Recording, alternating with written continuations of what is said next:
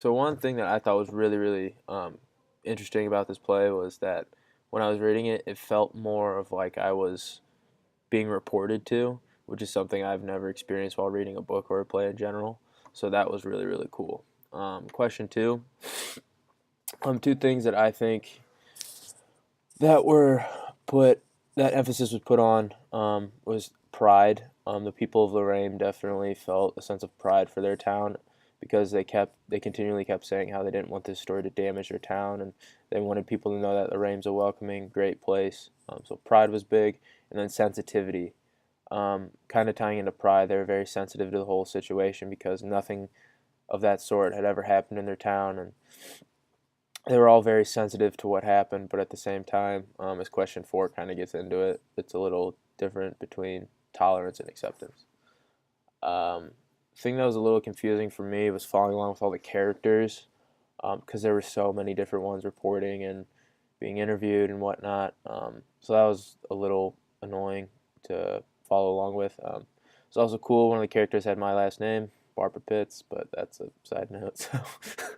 So, question four.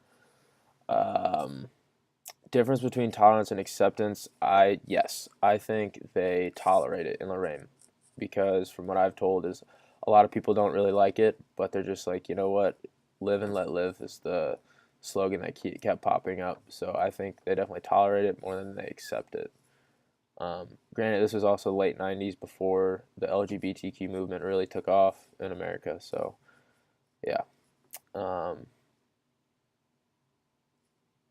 Do I think what happened in Lorraine could happen in Columbus? I really don't think so, just because it's 20 years later and everything's so different. And I know Columbus, from being here for a short while, is a very LGBTQ friendly city. So personally, I don't think it could happen, but you never, I mean, those people are everywhere. So honestly, like, it could, but I don't see it happening here in Columbus. Um, Question five, it is very different episodic structure. Um, there are an extreme amount of characters, like I said before. So that's one thing that's different about Intimate Apparel from Intimate Apparel. Kind of individual episodes that kind of go back and forth between like in the moment and then the story itself, like the actual event itself. So they go back and forth from that. So they have different episodes, and then it's not really linear. Like I said, it's to kind of jumping around from story to story. Question six, two questions I have. Why was this such a big deal? Why was this such a national story? Obviously, it's a big deal for the town, but why such a big national story at the time? And I didn't read the second part, but why did they include the 10 years after?